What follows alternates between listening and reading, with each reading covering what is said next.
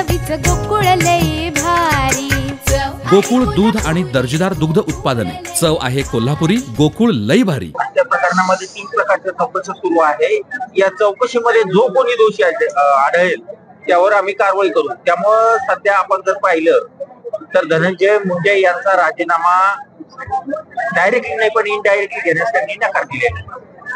माझं स्पष्ट मत आहे, माझ्या भावाच्या न्यायासाठी मी आणि समाज, गाव, सर्व लोकप्रतिनिधी, विविध संघटना आणि सर्व स्तरातील लोक हे न्यायाच्या भूमिकेत आहेत आणि मुख्यमंत्री साहेबांनी दिलेला शब्द आहे त्यावर आमचं कुटुंबीय, गाव, समाज म्हणजे अस्वस्थ आहे की मुख्यमंत्री साहेब आपल्याला न्याय देणार, हे शासन आपल्याला न्याय देणार।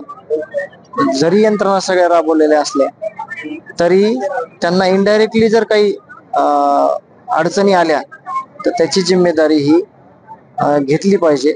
या भूमिकेत मी आहे आणि मला न्याय पाहिजे। न्याय मागत असताना ज्या काही अडचणी आहेत त्या अडचणी दूर करण्याचं काम हे प्रशासनाचं आहे आणि माझी तशी मागणी आहे। धनंजय मुंडे जर मंत्रिपदावर कायम राहिले तर काही अडचणी येऊ शकतात का? आल्या तर त्याच्या सर्वस्वी जिम्मेदार हे प्रशासन असेल। मला सांगा, मुख्यमंत्री दोन्ही उपमुख्यमंत्री भेटले आणि अजितदादा असे देखील सांगितले की येऊन दोघांनाही भेटला, मात्र दोघांचे एकच मत आहे की जोपर्यंत आरोप सिद्ध होत नाही तोपर्यंत एखाद्यावर बळजबरीने कारवाई करणं हे देखील योग्य नाही।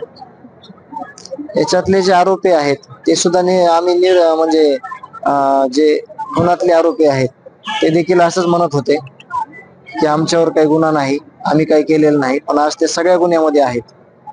म्हणजे माझी विनंती आहे की ज्या गोष्टीने या हत्या प्रकरणात तपासाला अडचण येईल अशा सगळ्या गोष्टीची काळजी या सरकारनं अगोदरच घेतली पाहिजे, जेणेकरून अडचण आल्यानंतर पुन्हा सोडवण्यापेक्षा अडचण येण्याच्या अगोदरच अडचण न निर्माण होण्यासाठी प्रयत्न करावे। अशा जर अडचणी येत राहिल्या तर तुम्हाला वाटतं का संतोष देशमुख प्रकरणामध्ये न्याय मिळेल? न्याय घेण्यासाठीच आम्ही आहोत आणि त्यांना शब्द दिलेला आहे, ते शब्द पाळतील तशा दृष्टिकोनातून ज्या यंत्रणा राबवलेल्या आहेत त्या काम करतायत। पण जर इथं आम्हाला काही चुकीचं झालं आमच्या सोबत तर मग आमचं पाऊल पुढचं काय असणार हे आम्ही वेळोवेळी सांगू। आ आ येस ब ब बदक क क कणीदार,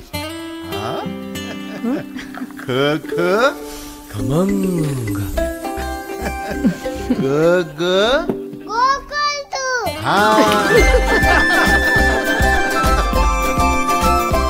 अगदी घरच्यासारखं कणीदार खमंग म्हणजेच गोकुळ तूप।